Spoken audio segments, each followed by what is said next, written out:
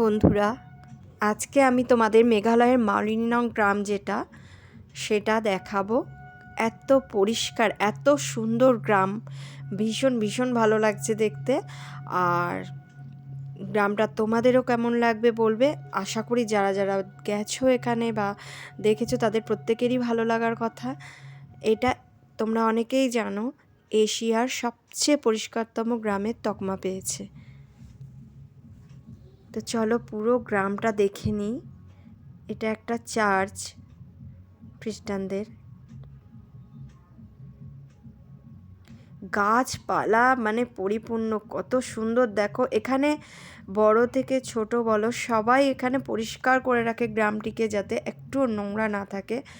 গাছপালা, ফুল ফল সবেতে পরিপূর্ণ এক বাগানের মতো। এত সুন্দর রাস্তা, দেখে মন ভরে যাচ্ছে আমার। তোমাদের কেমন লাগছে শুধু দেখে যাও, এত সুন্দর, বাহ।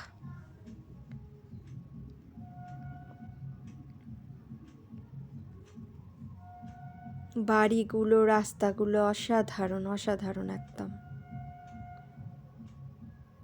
তোমরা কে কে শিলং গেছো আর এই গ্রামে গেছো কমেন্ট করে জানিও। এখানে তো মানে মেঘালয়ের দেখার তো এই তিনটে জায়গায়, ডাউকি লেক আর রুট ব্রিজ আর এই মালিনিনং গ্রাম, যেটা সবচেয়ে পরিষ্কারতম গ্রাম।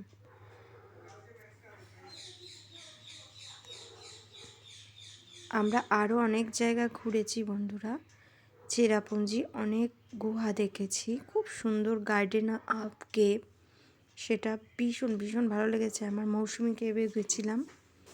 গার্ডেন অফ কেভটা তোমাদের ভিডিও করে দেখাবো একদিন, কারণ আমি যেহেতু একটু একটু করে ভিডিওগুলো আনছি, পুরো ভিডিওটা একসঙ্গে আনতে গেলে অনেক বড় হয়ে যাবে, তাই আমি আস্তে আস্তে পুরো ভিডিওটাই তোমাদের সামনে নিয়ে আসবো।